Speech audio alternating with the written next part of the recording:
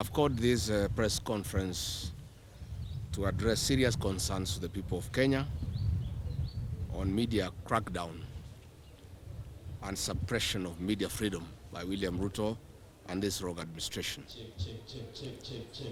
Today, I'm concerned as you are on the threats to the media and freedom of expression, media freedom in East Africa and in particular here in Kenya and Uganda as we approach the 2027 general elections. We have had a bad pattern in Kenya that ahead of general elections, journalists and bloggers get targeted by unpopular regimes that fear the power of the people at the ballot. Some journalists or bloggers are either disappear, they are silenced, compromised, or killed altogether. It is shameful that those stifling the media are on a barrage of attacks on the media are a product of the media and freedom of expression in Kenya. But for this regime, led by a crooked dictator, learning from his counterparts in East Africa, it is worse. Journalists covering corruption stories, abuse of the rule of law, wanton looting of public resources, and other beats, and who have refused to be silenced, unintimidated, or corrupted by the state, live under perpetual fear, intimidation, and daily threats from the state machinery. Media houses that are firm on their independent editorial policy have not been spared either. Notably, on 25th June 2026, in the full glare of cameras, we witnessed a police officer throw kicks at a journalist in Nairobi streets for no apparent reason. Further, on 26th June 2026, four armed men believed to be police officers from the dreaded killer squad, Nairobi Sierra, armed with AK-47 assault rifles, attempted to abduct the Standard Group Nakuru-based associate editor, Mr. Nixon Kiprotich in Nakuru. This failed. It is saddening and painfully unbearable that on 24th and 25th June 2026, the President of the Republic of Kenya and Commander-in-Chief of our Defense Forces, Mr. William Ruto, on his official X account, launched a barrage of scathing attacks on the independence of the Standard Media Group. This was after a series of uncomfortable stories about this regime, and more painfully to him was the story on William Ruto Gallery of Lies. This attack is an open defiance to truth and total war on the freedom of media as stipulated under Article 34 of our Constitution. I am aware that the journalist Vera Morara, who did these stories under trail by security forces 24 hours every day, and if anything happens to Vera, William Ruto must be held to account. Mr. William Ruto, the media does not live under your mercy or privilege. If you think the media is your enemy, you are mistaken. Wait for August 10th next year. It is further alarming that some few days ago, journalists attached to MediaMax Limited were sanctioned for physical and online bullying by state operatives and bloggers. Their safety and privacy were compromised and exposed. Notably, Kameme Radio journalists Muthoni wa Kirumba and Gachagua wa Bogwa were, among others, have been threatened and exposed to verbal and physical abuse from political class and other undercover security agencies. Particularly, President Ruto's advisor on the persecution of the mountain region, Moses Kuria, has given threats to Muthoni wa Kirumba, and if anything happens to Muthoni wa Kirumba, Moses Kuria and William Ruto must be held to account. Those behaviors being learned from the East African dictators will not be played here in Kenya. I must say for the record, Kenya is not Uganda and Kenya is not Tanzania. But more importantly, we are aware and informed of William Ruto's plans to shut down some media houses, cripple others through the government advertising agency financially, and slow down and eventually shut the internet on the 10th of August 2027. But let us remember, on 3rd May every year since 1993, the world marks the Press Freedom Day as ratified by the United Nations General Assembly.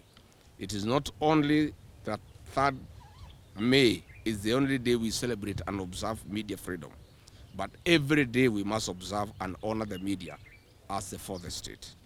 In our country, Kenya, press freedom is not a privilege granted by the state, but a right recognized under our Constitution.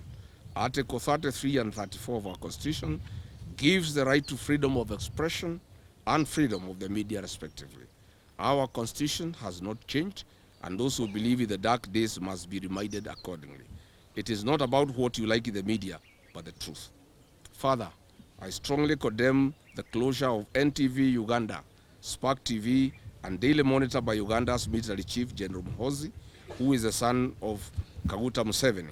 He is a close confidant of William Ruto, and by association, Ruto is part and parcel of this shutdown. The pattern of media crackdown can be seen even by those who have challenges in seeing. I strongly urge the East African press councils to stand firm and remain vigilant as the three known East African dictators flex their retrogressive incivility on the fourth estate.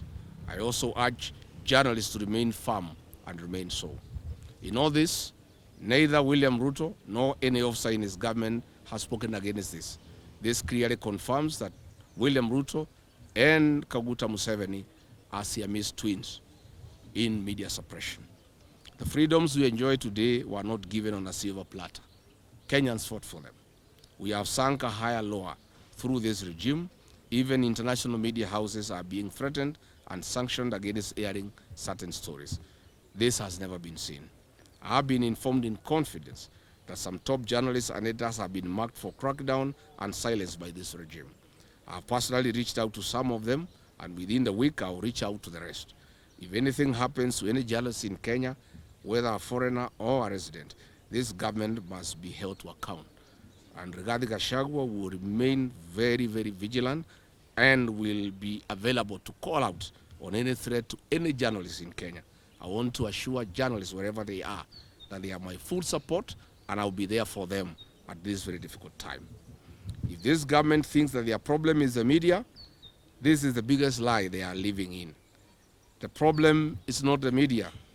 It is fake promises, failure, lies, a failing economy, failed systems, poor service delivery, corruption, abuse of the rule of law, abductions, extrajudicial killings, and total failure of government.